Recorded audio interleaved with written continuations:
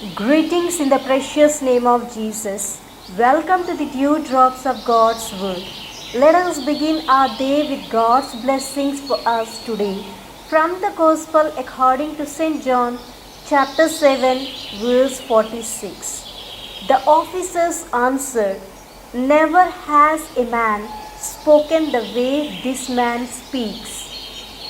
The words of Jesus Christ show how true it is that never a man spoke in the way he spoke. We need to keep three things in mind. First, Jesus has words of authority. Look at the way he narrated the parables or any instruction he gave or the sermons he delivered or the way he answered the Pharisees, scribes and Sadducees. We see Christ speaking with authority. He spoke with absolute assurance. Second, Jesus has words of perfectness.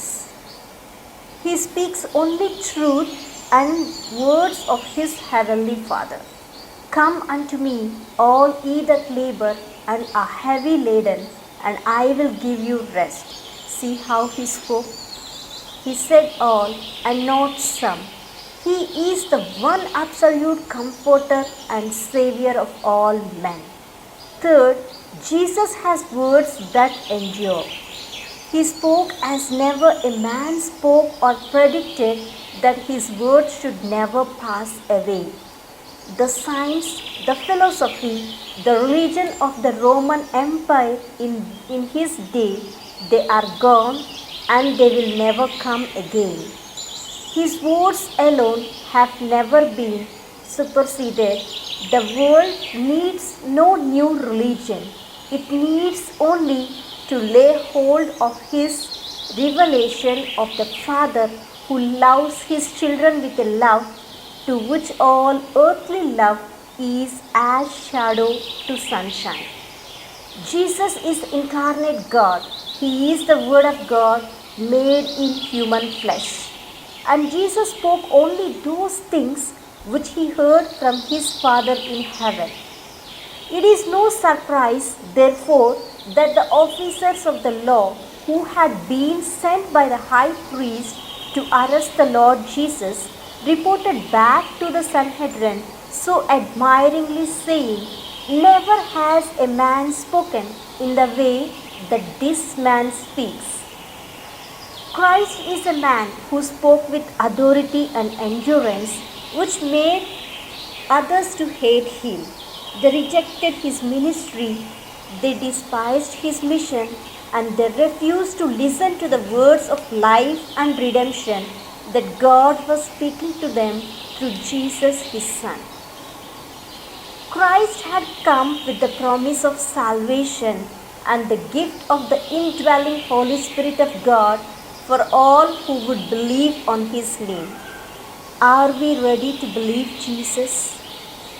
Are we willing to be freed from the sin of slavery? If so, let us open our hearts to him as he places an open invitation before us. "If anyone is thirsty, let him come to me and drink. He who believes in me, as scripture said, from his inmost being will flow rivers of living water."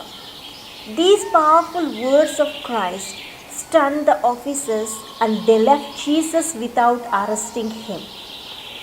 Today, Jesus speaks to us with authority and endurance.